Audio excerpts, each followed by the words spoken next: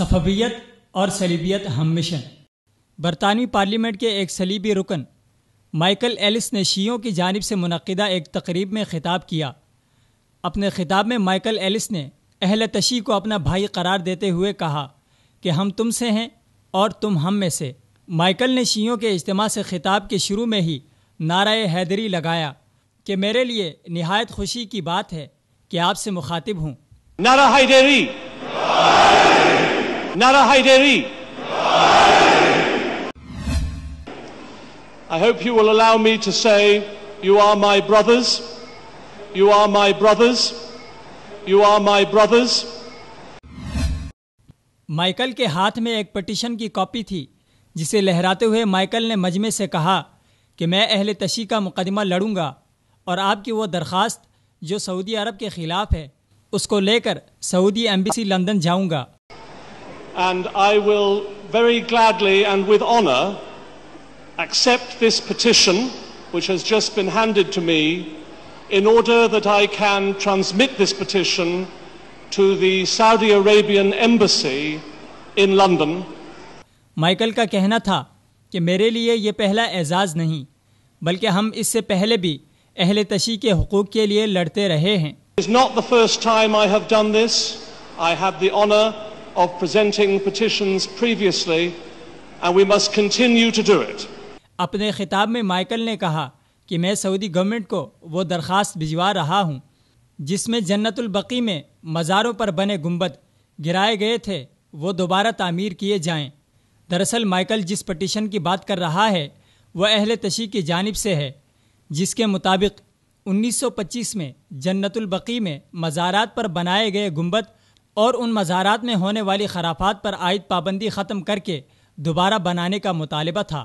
دراصل شیعوں نے ہمیشہ ایران کی ایما پر سعودی عرب میں بدامنی پھیلانے بالخصوص حج کے ایام میں افراط و تفرید پھیلانے کا سلسلہ شروع کر رکھا تھا۔ ایران سے آنے والے صفوی شیعہ جنت البقیع میں واقع حضرت سیدہ فاطمہ رضی اللہ تعالی عنہا کے مزار پر وہی خرافات اور اپنا قبضہ چاہتے تھے جو ایرانی صفوی شیعوں نے شام و عراق میں مقامات مقدسہ کے نام پر مزارات میں کیا۔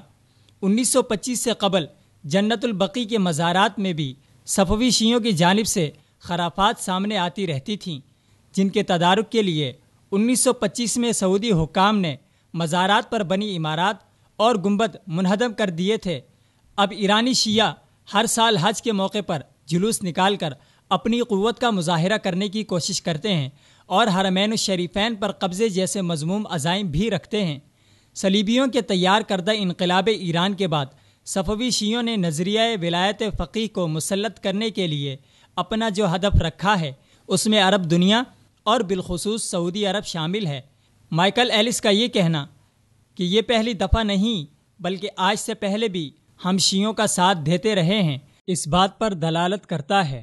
صفوی اور صلیبی ایک ہی سکے کے دو رخ ہیں جبکہ تاریخ بھی یہی بتاتی ہے کہ صفوی شیعوں کا پیشوا اسماعیل صفوی بھی ہمیشہ مسلمانوں کے خلاف صلیبیوں کا ساتھ دیتا رہا جس کی مثال خلافت عثمانیہ کے ترک خلفاء اور صفویوں کے درمیان ہونے والی جنگیں ہیں۔ جب سلیمان القانونی یورپ سے لڑتا تو صفوی شیعہ سلیمان القانونی پر حملہ آور ہوتے اور جب عثمانی خلفاء صفویوں کی جانب متوجہ ہوتے تو صلیبی ان پر لشکر کشی کرتے۔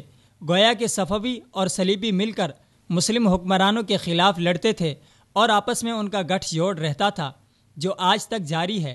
اسی گٹھ جوڑ کے نتیجے میں فرانس کے پروردہ روح اللہ خمینی کا انقلاب ایران بھی عمل میں آیا جو مکمل طور پر صلیبیوں کی خواہشات کے عین مطابق تھا، اور اس انقلاب سے لے کر آج تک بھی ایرانی صفوی شیعوں نے صلیبیوں کے ہاتھوں میں ہاتھ دے رکھے ہیں۔ تبھی آج امریکہ اور اسرائیل ایران کی پشت پناہی کر رہے ہیں اور جہاں بھی ایرانی مفادات ہوں تمام صلیبی ایرانیوں کا ساتھ نبھاتے نظر آئیں گے، جس کی سب سے بڑی مثال شام میں ایرانی جنگ میں صلیبیوں کی جانب سے ایرانیوں کی مدد کرنا ہے۔ الغرض نتیجہ یہ نکلا کہ صفویت صلیبیت کا پروردہ پودا ہے اور صفویت و صہیونیت دونوں کو تقویت دینے میں صلیبیت شامل ہے، اور یہ تمام قوتیں مل کر امت مسلمہ کے خلاف ہر مقام پر محاذ آرا ہیں۔